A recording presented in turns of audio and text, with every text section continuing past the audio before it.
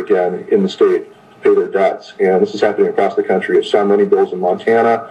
I think there's one in Arizona now. There's multiple states across the country. And we're seeing states standing up. This is another key point I want to make, is that some people, when they talk about the military doing what's right, some folks have the mistaken idea that the military should march on Washington, D.C. and, go root out that den of vipers and fix the problem. And that's a terrible mistake.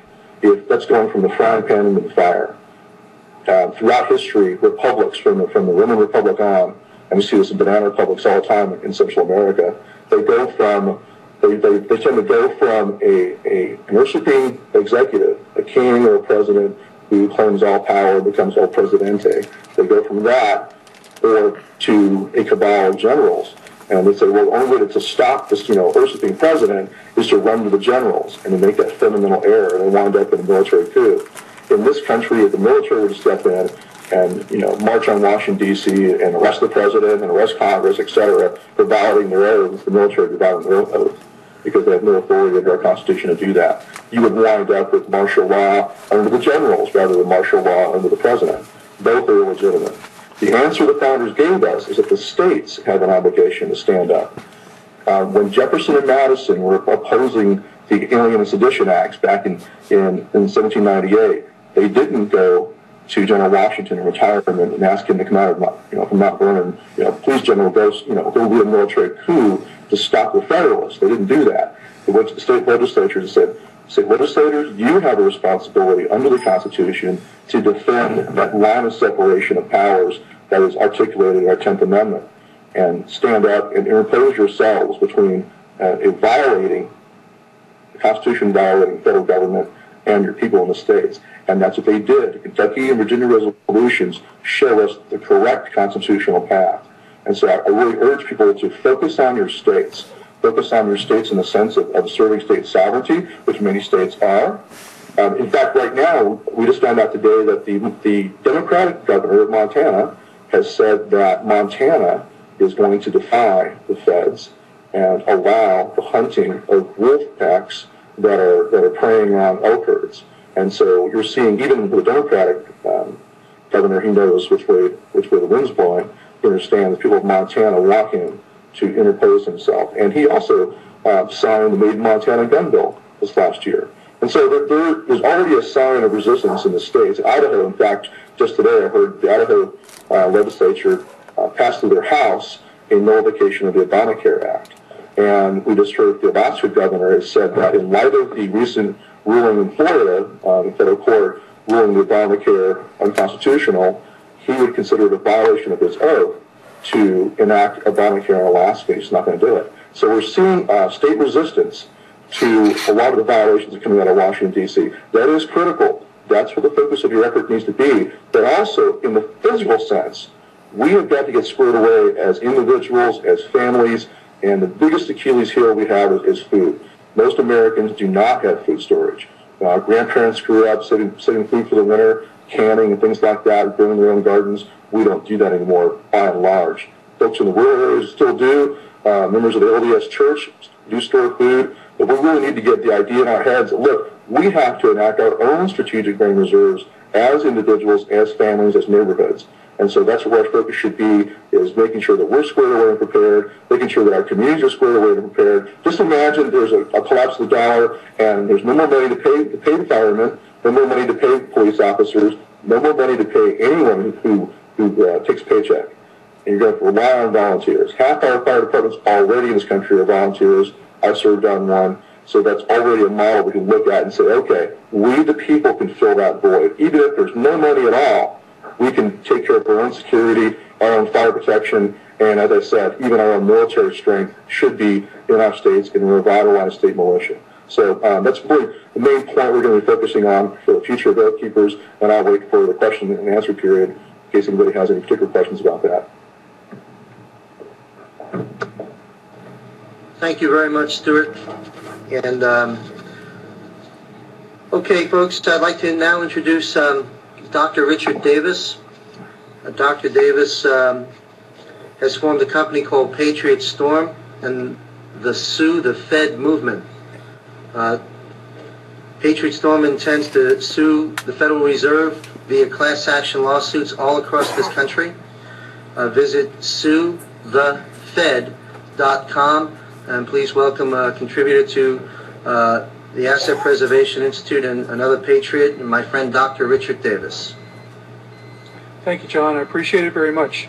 Can you hear me okay? I hope everyone can Yes, hear me. Dr. Anyway, okay, We great. hear you, Dr. Davis. Well, Everything's fine. Excellent. We're having a bit of a snowstorm out here in California, probably the same one that Kirk had today. We've been having it for a few days here, so it's been very interesting because we've been having the rolling blackouts here in California because they've been shutting down all the coal-fired power plants, and we've been hearing a lot about that across the country, certainly in the East. But I never thought I would see it here in California, but here we are.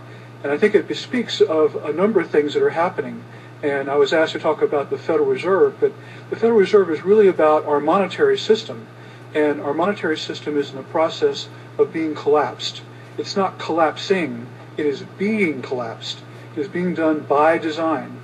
This is what a lot of people have a very hard time understanding, is that the Federal Reserve is not part of our government.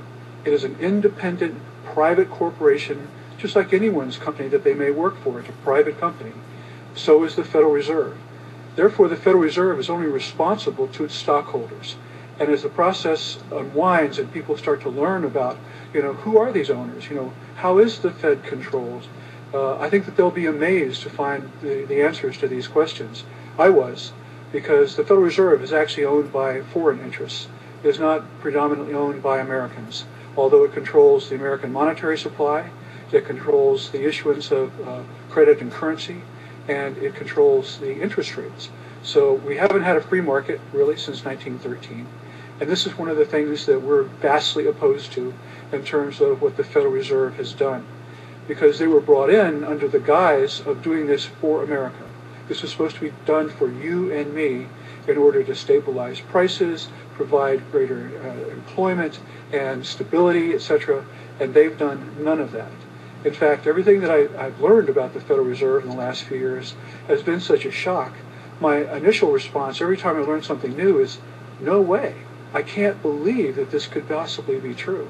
But as you look into it and as you get the actual documents, not the propaganda that's being presented today, the actual documents, you go back and you look at the law, you go to the old websites with the photo pictures of the actual acts that were passed, and you find out that this is the largest criminal organization on the planet.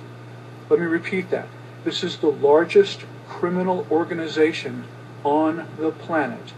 Right now, their sole mission is to take everything that you have.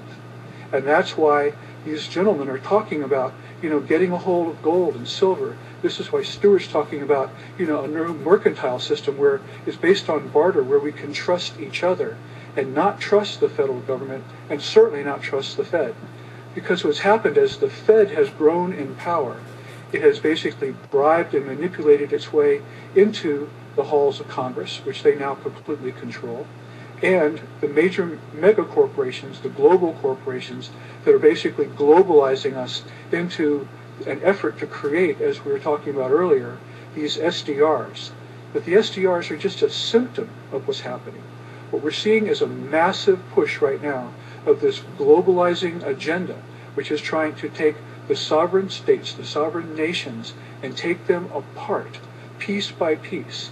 And if you recall, one of the great sayings of the Illuminati, the New World Order, I actually call them now the predator class. I don't call them the elites. I don't think they deserve that kind of a name. And they're not the New World Order, they're the New World Disorder. They are the predator class. They are the apex hunters, and they are out to take us for everything that we have. And I know that it sounds incredible, but if you simply do the work, just go in and just do some very basic internet searches, you will come to find out that all of the things that we're talking about, all the people in this group, we may sound like we are, extremists. Actually, we're trying to bring people back to the Constitution. We're trying to bring people back to the only piece of hope, the only ray of hope that we have as a nation is to